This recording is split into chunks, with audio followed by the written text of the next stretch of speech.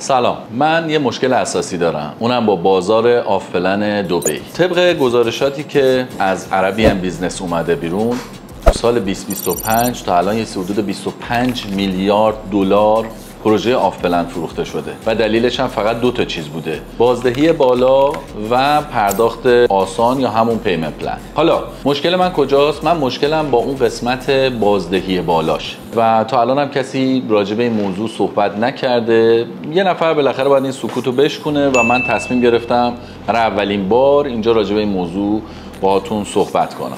توی کتاب روانشناسی پول یه جایی یه جمله داره، میگه که حباب زمانی توی بازار شکل میگیره که سرمایه‌گذاران کوتاه مدت با سرمایه‌گذاران بلند مدت توی یه بازی با هم شرکت میکنن. برای همین موضوع من 50 تا پروژه آف پلن رو بررسی کردم و ببینم که اینها سازنده ها چه انتظارات مشترکی دارن، هم به لحاظ قیمت گذاری هم به لحاظ روانشناختی برای سرمایه‌گذارانشون.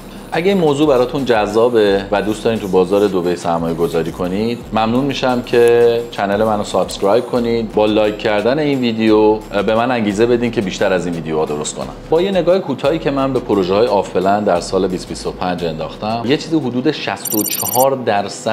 کل معاملات ملکی که تو دبی انجام شده مربوط به پروژه های آف پلن بوده. این عدد در سال قبلش 54% بوده. اگه بخوام راجع به رقمش صحبت کنم، میرسیم به یه رقم خیره کننده 255 میلیارد دلار. و با این صحبتایی که من کردم، کماکان من با این استراتژی قیمت گذاری مشکل دارم. فکر کنم خیلی از شما هم اینو درک کرده باشین. حالا اگه موافق باشین بریم داخلش و من به جزئیات بیشتری بهش اشاره کنم.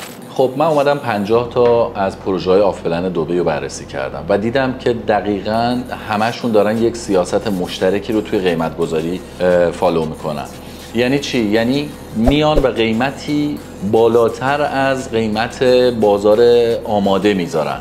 به عنوان مثال توی JLT جومرا لیک تاور یا توی بیزنس بی یه چیزی حدود 15% قیمت بالاتر از قیمت آف پلن هست. یعنی بازار سکندری 15% پایینتر از بازار آف پلن هستش. خب مشکل کجاست؟ مشکل اینجاست که کسی که میاد یه پروژه آف پلن میخره، به نوعی داره روی پروژه برنده شرط بندی میکنه.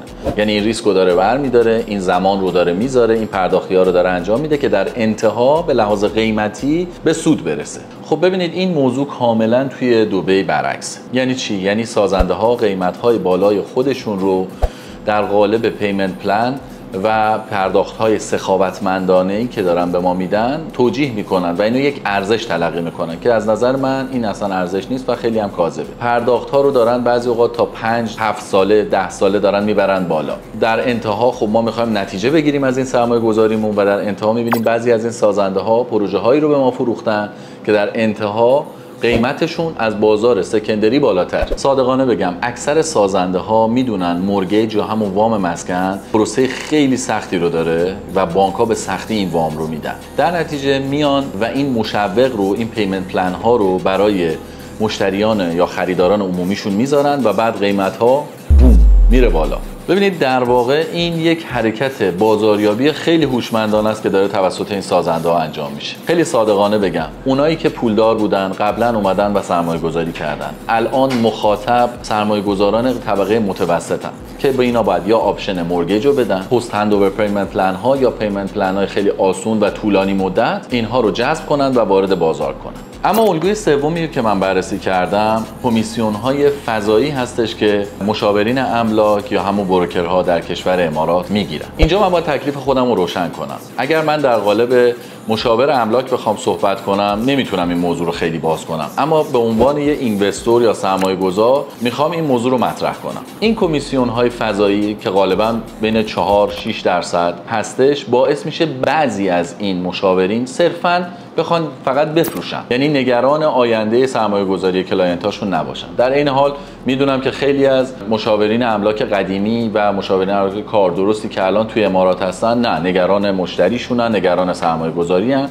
و بهترین پروژه ها رو به مشتریاشون معرفی میکنن. خب ببینید این کمیسیون ها غالبا موقعی که از بازار سکندری یا بازار ثانویه میاد بیرون که استانداردش 2% هست، خب یه جذابیتی رو میاره برای بروکرها که برن سمت فروش آف پلن. خب حالا باید این سوال از خودمون بپرسیم که آیا واقعا داریم روی پروژه درستی سرمایه گذاری میکنیم یا نه. با توجه به این سگانه‌ای که من مطرح کردم، قیمت گذاری‌های نجومی، پیمنت پلن‌های جذاب و کمیسیون‌های فضایی، خب تمام این موضوعاتی هم که گفتم مربوط به بعضی از سازنده یا دیولپرها میشه، نه همه اونها، و مربوط به بعضی از بروکرها یا مشاورین املاک میشه، نه همه اونها.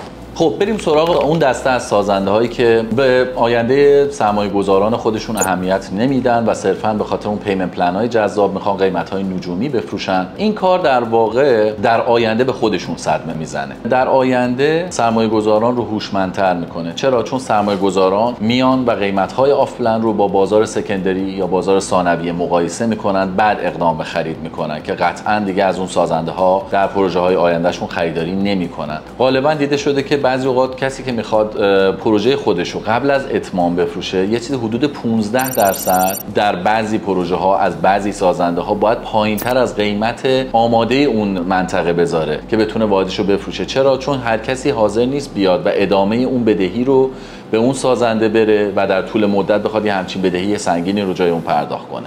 موضوع مهم بعدی که بررسی کردم موضوع فروش قبل از زمان تحویله یا فروش در حین ساخت، به عبارتی همون فیلیپ کردن. به این موضوعی برخوردیم که یکی از دوستان ما یه پروژه‌ای از شرکت شوبا توسط یکی از بروکرها خریده بود و می‌خواست قبل از زمان تحویل این پروژه رو بفروشه. تا اینجا همه چی نرمال بود و ما زمانی که SPA یا همون قرارداد فروشش رو که ما مطالعه کردیم دیدیم نوشته که خریدار باید 40% مبلغ رو پرداخت کنه تا NOC یا همون اجازه فروش واحد به غیر رو داشته باشه. تا اینجا هم خیلی نرماله و طبیعی. اما یه بندی اضافه شده بود استثناءً در این قرارداد که من فقط در این قرارداد البته دیدم، توی جای دیگه ای من ندیدم، که نوشته بود باید next installment یا قسط بعدی هم پرداخت بشه. در این صورت NOC یا اجازه فروش صادر میشه. قرارداد بعدیشو براتون عکسشو میذارم. قسط بعدیش 20% بود. یعنی در کل خریدار باید 60% مبلغ رو پرداخت میکرد تا اجازه فروش داشته باشه که این دیگه ناعادلانه است. البته باید این موضوع رو هم بگم که شوبا یکی از سازنده‌های بسیار به نام و درجه یک کشور امارات هست. خودمون هم ازش خرید کردیم و کیفیت ساختش زبان زده. شما تصور کنید که همچین ملک خریدین، به مشکل مالی خوردین، مشکل خدای نکرده پزشکی خوردین و نیاز دارین که واحدتون رو بفروشین. اینجا به مشکل میخورین و اینجاست که نقش بروکر یا کسی که برای شما واحد رو میخواد بخره روشن‌تر میشه. به عبارت دیگه بخوام بهتون بگم، این یکی از همون دام‌هاییه که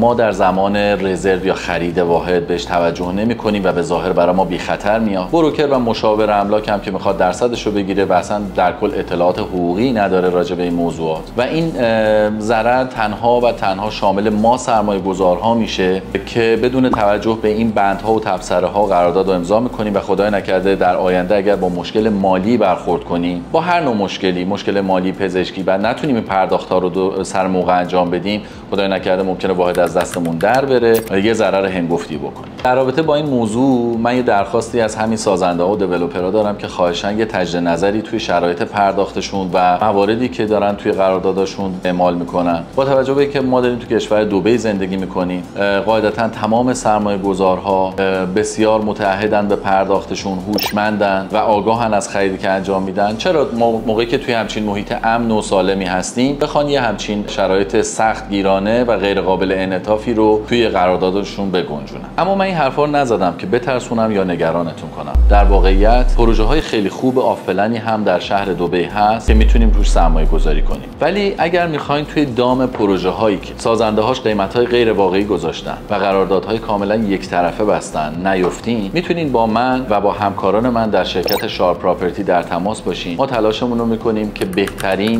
پروژه ها رو به شما معرفی کنیم که با خیال راحت بخریم و آینده خیلی خوبی داشته باشه. البته امیدوارم. در این حال پروژه های سکندری مارکت یا آماده تحویل خیلی خوبی هم داریم که میتونیم با قیمت خیلی خوبی بهتون معرفی کنیم. پس ممنون میشم من رو در اینستاگرام، لینکدین و یوتیوب فالو کنین و با حمایتتون من رو به دوستانتون هم معرفی کنین. این کار یه انگیزه‌ای به من بده بتونم اطلاعات بروز و دقیق‌تری رو باهاتون در میون بذارم. همونطور که میدونید در کشور امارات هر روز قانون‌ها و شرایط جدیدی اعمال میشه. من میتونم اینها رو باهاتون هر روز آپدیت کنم و در میون بذارم. در ضمن من در طول بررسی این 50 تا پروژه به 3 تا نکته مهم دیگه هم رسیدم. نکته اول، ذهنیت حبابگونه‌ای بعضی از خریداران یا همون اسپیکولاتیو بایینگ نکته دوم فومو یا همون fear of missing out، ترس از جاماندگی.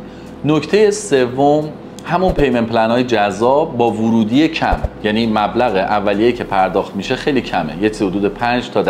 حالا طبق این سه موضوعی که گفتم و بعداً تو ویدیوهای بعدی خیلی بازش میکنم و کامل بهش میپردازم، یه مثالم میخوام براتون بزنم. من یه دوست خیلی خوبی دارم که اتفاقا تو بازار تهران هم هست، از دوستای قدیمیمون هست. من زمانی که اومدم بهش یه پروژه خوبی رو معرفی کردم، خودش یه بررسی‌های انجام داد و دقیقاً طبق همین سه مورد بالا، ترس از جا موندن و پیمنت پلن های جذاب و رفت از یه پروژه دیگه ای خرید کرد و در آینده اون پروژه قطعاً اون سود مد نظر دوست ما رو نمیده، یا اگر هم سودش رو بده خیلی خیلی طول میکشه تا به اون عددی که مد نظرش برسه. در نهایت میخوام اینو بهتون بگم، احساس میکنم با تمام مواردی که گفتم بازار دبی در آینده نزدیک میره به سمت کرکشن، که البته این کرکشن خیلی هم چیز خوبیه و نشانه سلامتی این بازاره. در یه بازار سالمه که قیمت‌ها بر اساس عرضه و تقاضا بالا و پایین میشه و من خودم به شخص آینده خیلی روشنی رو برای حوزه املاک در کشور امارات و مخصوصا در شهر دبی